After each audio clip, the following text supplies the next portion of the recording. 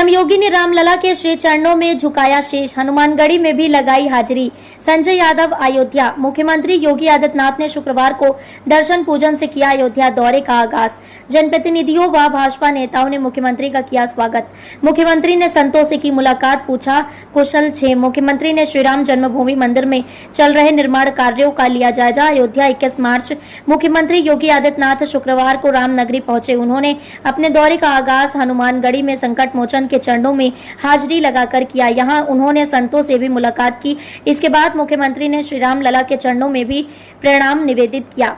CM ने की प्रदेश के कल्याण की कामना। शुक्रवार सुबह तुलसीपुर में मां पाटेश्वरी के दर्शन पूजन व स्थानीय लोगों से मिलने के उपरांत मुख्यमंत्री रामनगरी पहुंचे, जहां रामकथा पार्क स्थित हेलीपैड पर स्थानीय जनप्रतिनिधियों व भाजपा नेताओं ने उनका स्वागत किया। रामकथा पार्क से सीएम योगी सीधे हनुमानगढ़ी पहुंचे, जहां राम भक्त संकट मोचन हनुमान के दरबार में हाजिरी लगाई और प्रदेश के कल्याण की कामना की। मुख्यमंत्री ने संतों से भी मुलाकात, पूछा कुशल क्षेम। मुख्यमंत्री ने हनुमानगढ़ी में संतों से भी मुलाकात की और उनका कुशल क्षेम जाना। यहाँ मुख्यमंत्री सबसे पहले गद्देनशीन महंत प्रेमदास महाराज जी महाराज से मिले। इसके बाद मुख्यमंत्री यहाँ अन्य संतों से भी मिले और उनका हालचाल जाना। सम्मेलन अपने आप में अद्भुत है। मैं इसे अद्भुत इसलिए कहूंगा कि इतने वर्षों तक अयोध्या क्यों मौन रही, जबकि यह एक सत्य है कि जिसने राम पर लिखा वह महान हुआ।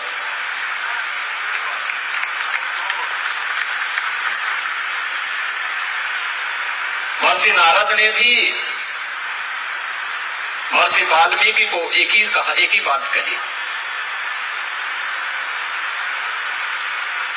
जब वाल्मीकि के मुंह पर एक छंद फूट रहा था तो उन्होंने कहा, मैं किसको समर्पित करूं?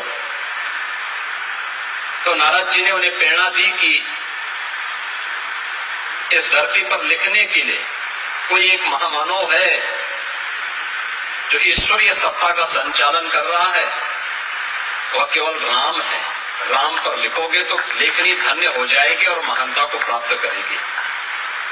व्यावहारिक संस्कृति का दुनिया का पहला महाकाव्य रामायण बन गई। और याद करिए, वह आधार भूमि बनती है साहित्य की। हम वैदिक संस्कृत से व्यावहारिक संस्कृति में आ गए। व्यावहारिक संस्कृत से कैसे अपनी लेखनी को धन्य करना है, यह अगर सीखना है तो महर्षि वाल्मीकि की शरण में जाइए, जिन्होंने राम को आधार बना करके महाकाव्य की रचना कर डाली। उससे पहले उस प्रकार का महाकाव्य किसी ने नहीं रचा था। लेकिन मर्यादा पुरुषोत्तम भगवान राम उसकी आत्मा बने, अयोध्या उसका आधार बना, तो साहित्य की एक नई विधा का सृजन हो गया।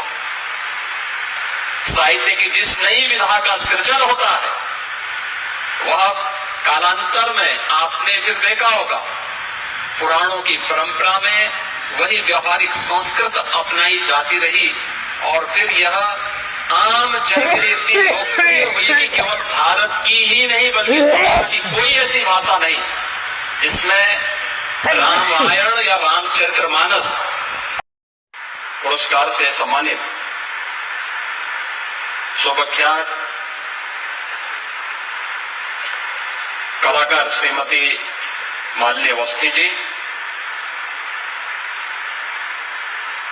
चंद्र प्रकाश द्विवेदी जी, प्रविंदर सिंह जी, अनंत विजय जी,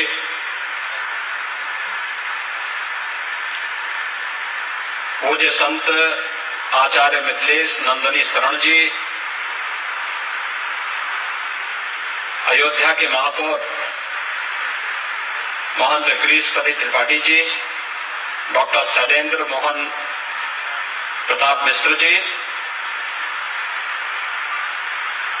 कार्यक्रम के निदेशक मिनल हसन जी और इस कला और साहित्य के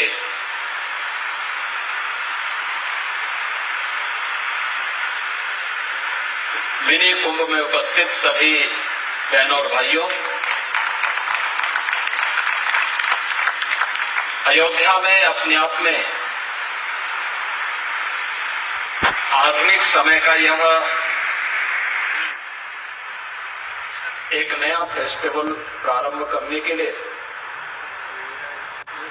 यतेंद्र मिश्र जी को और उनकी पूरी टीम का मैं अभिनंदन करता हूं और आप सबका मैं स्वागत करता हूं।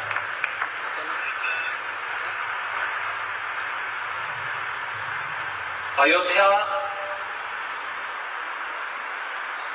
भारत के सनातन धर्म की एक आधार भूमि है, सप्तपुरियों में प्रथम पुरी है। सनातन काल से ही